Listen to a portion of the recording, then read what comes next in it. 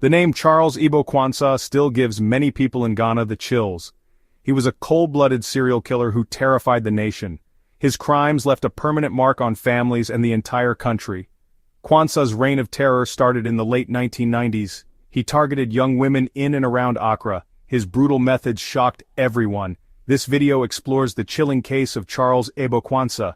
We'll look at his background, his crimes, and the impact he had on Ghana.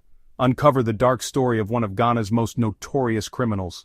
We don't know much about Charles Ebo Quansah's early life. Information about his childhood, how he grew up, or what made him a serial killer is scarce. Some reports say he had a difficult past. Others say he was quiet and seemed normal. The lack of clear information makes him even more mysterious. What we do know is that Quansah worked as a car mechanic in Accra. He used this job to seem ordinary and blend in. This allowed him to go unnoticed for years. People started hearing about Charles Ebo Quansah's crimes in the late 1990s. Young women began disappearing in and around Accra. At first, these disappearances seemed random, but a pattern soon became clear. Most of the victims were young, attractive, and alone when last seen. They were often tricked with promises of jobs or rides. Their bodies were later found dumped in hidden areas, showing signs of extreme violence. As more bodies were found, fear grew. The police were under a lot of pressure to find the killer. The public became increasingly worried, demanding justice for the victims. Charles Ebo Quansah's way of committing his crimes was chillingly simple and effective. He often targeted young women who were alone and easy to trick. He used his charm to gain their trust.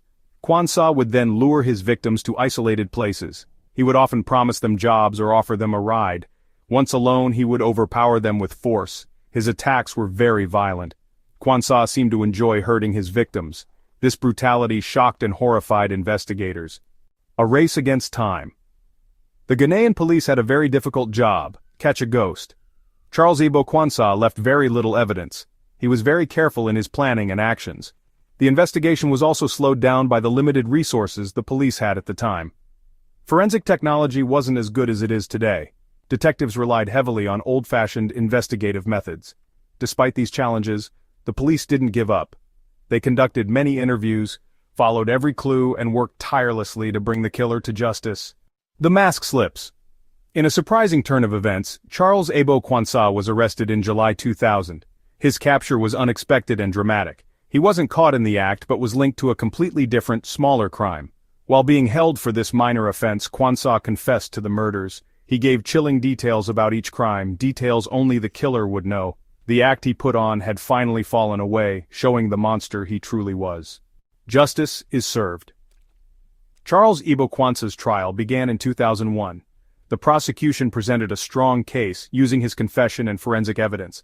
Quansah, however, said he was not guilty, claiming he was forced to confess.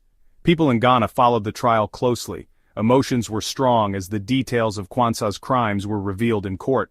The victims' families wanted justice. In 2002, the court found Charles Ebo Quansah guilty of many murders. He was sentenced to death by hanging.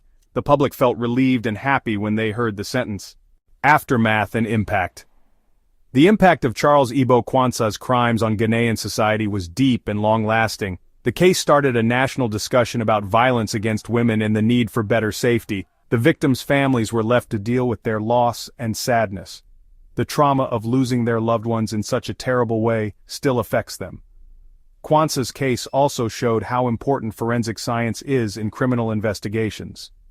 The government invested money in improving forensic capabilities, which has helped solve other crimes. Remembering the victims. The case of Charles Ebo Quansah is a chilling reminder of the evil that can hide in plain sight. It is a story that continues to fascinate and horrify. While Quansah's reign of terror ended in 2000, the scars of his crimes remain. We must remember his victims and honor them. We must also continue to work towards a safer society for everyone. Let this case remind us that justice, even if it takes time, can and will happen. And let it strengthen our commitment to fight against violence and injustice in all its forms.